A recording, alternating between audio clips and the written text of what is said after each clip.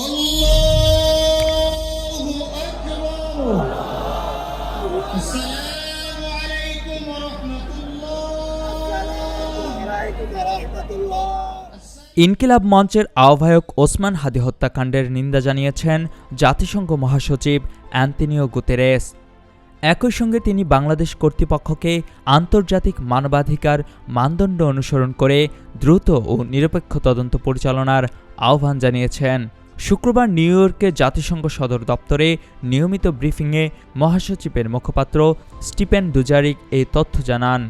ব্রিফিংয়ে Stephen Dujarric বলেন, ওসমান হাদির হত্যাকাণ্ডের বিষয়টি জাতিসংঘের নজরে এসেছে। মহাসচিব এই ঘটনার নিন্দা জানিয়ে নিহতের পরিবারের প্রতি গভীর সমবেদনা প্রকাশ করেছেন।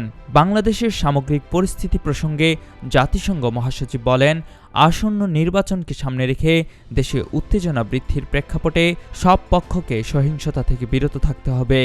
তিনি শান্ত থাকার আহ্বান জানিয়ে বলেন, উত্তেজনা প্রশমিত করা এবং সহিংসতা এড়াতে সংশ্লিষ্ট সবাইকে সর্বোচ্চ সংযম প্রদর্শন করতে হবে, যাতে একটি শান্তিপূর্ণ নির্বাচন পরিবেশ বজায় থাকে। Asked about the current situation in Bangladesh, and I can tell you that the Secretary General condemns the killing of a youth protest leader, Sharif Osman bin Hadi, and extends his condolences to his family. He calls for the authorities to conduct a prompt, an impartial and a thorough and transparent investigation in line with international human rights standards. The Secretary General calls for calm and urges all concerned to refrain from violence, reduce tensions, and exercise maximum restraint in order to preserve a peaceful electoral environment as the country heads to elections in February. এর আগে ওসমান হাদির হত্যাকাণ্ডে গভীর উদ্বেগ প্রকাশ করে বিবৃতি দেয় জাতিসংঘের মানবাধিকার কমিশন। সংস্থাটি হত্যাকাণ্ডের কারণ অনুসন্ধানে বাংলাদেশ সরকারকে দ্রুত, নিরপেক্ষ ও স্বচ্ছ তদন্ত পরিচালনার আহ্বান জানান। একই সঙ্গে দায়ীদের জবাবদিহিতা নিশ্চিত করার উপর জোর দেন জাতিসংঘের মানবাধিকার কমিশনার ভলকার তুর্ক।